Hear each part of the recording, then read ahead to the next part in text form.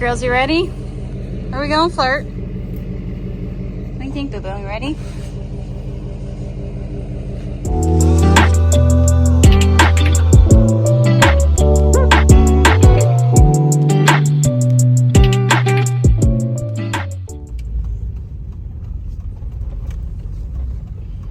Alright, I guess I'll stay right here on the call.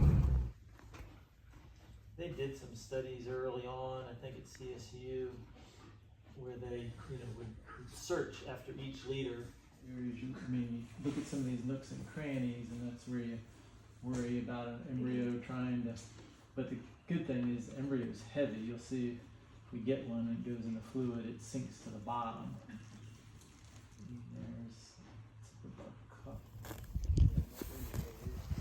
So it's been a few days. Today is Wednesday. No, what is today?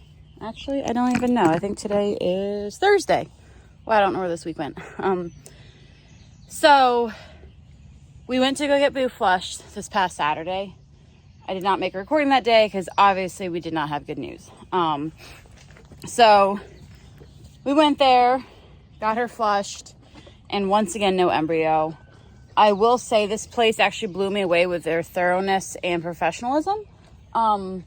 They did an amazing job of the flush. Like, he actually went in there, put all the fluid in there, ultrasounded to make sure everything was distended, checked everything out. Like, he was extremely thorough. So I really, really like this place, and we'll hopefully go back there in the future. But yeah, we did not find anything. We were sitting there letting her and Flirt graze for a while, and it was taking a while. So I was like, oh, maybe this is a good sign, but it wasn't. But he went through like a couple different techniques trying to make sure that there was no embryo, and there wasn't.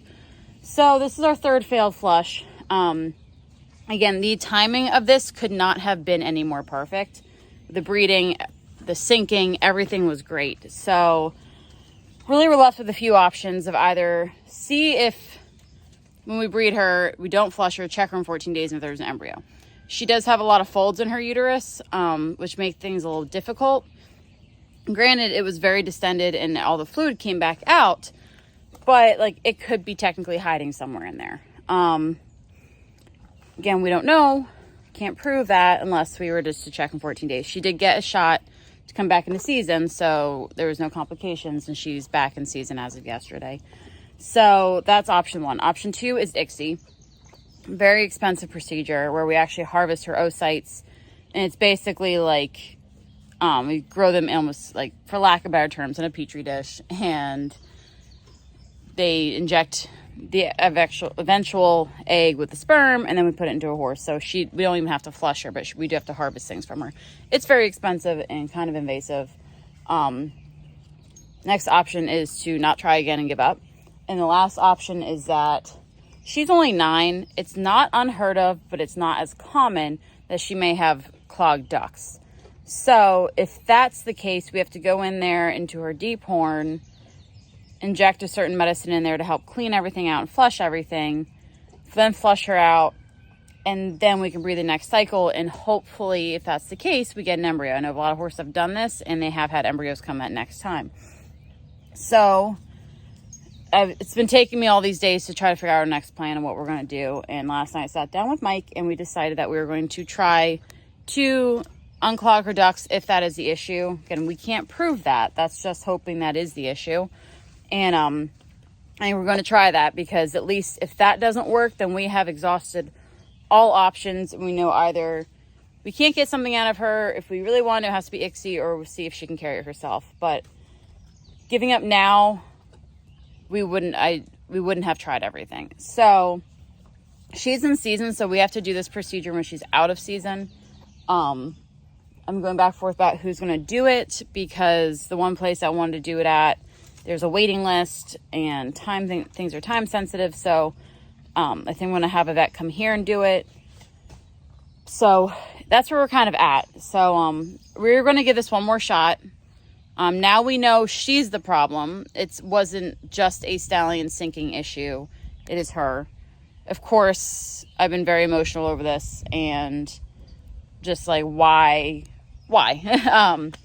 Which you can get into that with anything that goes wrong, obviously, of course. But it's just been frustrating because there's so many people out there that are irresponsible breeders or doing all these things and they get things first try. And here I am with all this medical knowledge, just trying to make my next barrel horse. I just want one baby out of her to raise up and be my next barrel horse and hopefully be a 1D barrel horse.